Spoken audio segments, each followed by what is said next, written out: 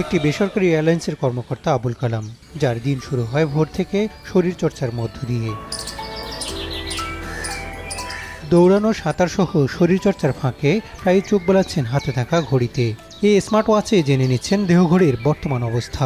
Blood pressure, আমার হার্টের rate কত, বিশেষ করে আমি যখন দৌড়ই তখন আমার হার্টের রেটটা বাড়তিছে, কত দূর পর্যন্ত যাচ্ছে, এবং আমি যখন নর্মাল হচ্ছি তখন আমার হার্টের রেটটা কত, এটা আমি ইজিলি পরিমাপ করতে পারি। সকালে রমনা পার্কে আসা অনেকেই ব্যবহার করেন এমন স্মার্ট ওয়াচ। এই ডিভাইস থেকে পাওয়া তথ্য নানা সিদ্ধান্তকে প্রভাবিত করছে বলে জানান ব্যবহারকারীরা। মোবাইল ক্যারি করতে অনেক সময় দেখা যায় একটা বাল্ক, অনেক বড় সেট থাকে, ক্যারি করতে সমস্যা, ওইটা নিয়ে রান করতে সমস্যা, এক্সারসাইজ করতেও সমস্যা হয় বিভিন্ন রকমের। কতক্ষণ হাঁটলাম, কত স্টেপ দিলাম এবং কত কিলোমিটার হাঁটলাম, এটাই দেখতেছি। আগে যেমন আমরা বাইরে ঢোকার আগে প্রেশার মাপতে হইতে এখন এটা করা লাগে না। আমি এটা দেখলে আমি বডির সাথে আমি বুঝতে পারি যে আমার বডির কী সিচুয়েশন চলতেছে। বর্তমান বাজারে থাকা সর্বাধুনিক প্রযুক্তির এসব স্মার্ট ওয়াচের হেলথ ট্র্যাকার সিস্টেম থেকে জানা যাচ্ছে দৌড়ের গতি, সময়, এমনকি ক্যালোরির পরিমাণও। এর পাশাপাশি রিডিং দিচ্ছে হার্টবিট, রক্তচাপ, এমনকি রক্তে গ্লুকোজের পরিমাণও।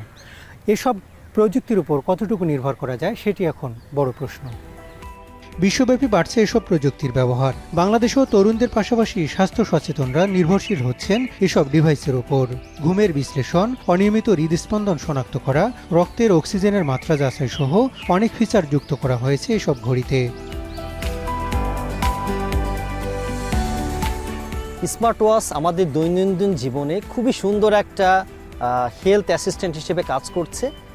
চিকিৎসকরা বলছেন কিছু সীমাবদ্ধতা থাকায় এসব স্মার্ট ওয়াচ শতভাগ আস্থাশীল নয়। তাই হঠাৎ কোনো অস্বাভাবিক ফলাফলে আতঙ্কিত না হয়ে নিয়মিত স্বাস্থ্য পরীক্ষায় জোর দিলেন এই চিকিৎসক। এটা একটা প্রাইমারি একটা ভালো ধারণা দেয়, এটা একটা দিক। 2 নম্বর হচ্ছে যে ব্লাড প্রেশার মনিটরিংয়ের ক্ষেত্রে আমাদের যে ডিজিটাল মনিটরিং সিস্টেম আছে সেটার সাথে কম্প্যারিজন দেখা গেছে যে এটা মোটামুটিভাবে একটা ভালো ইনফরমেশান দেয়। কিন্তু অবশ্যই যদি আমাদের খুব অ্যাবনর্মাল রিপোর্ট আসে, যেন খুব লো অথবা খুব হাই, সেক্ষেত্রে আমরা অবশ্যই যে ভ্যালিডেটেড যে টুলগুলো আছে সেটা দিয়ে কনফার্ম করব। এআই প্রযুক্তিতে তথ্য বিশ্লেষণের মাধ্যমে কয়েক বছর পরে স্বাস্থ্য পরিস্থিতি কেমন হবে সামনে সেই ধারণাও দিতে যাচ্ছে স্মার্ট ওয়াচ। হাসান আল মাহমুদ, এখন, ঢাকা। আজই নিন রবি ওয়াইফাই আর কুইজ খেলে প্রতি সপ্তাহে জিতেন টিভি।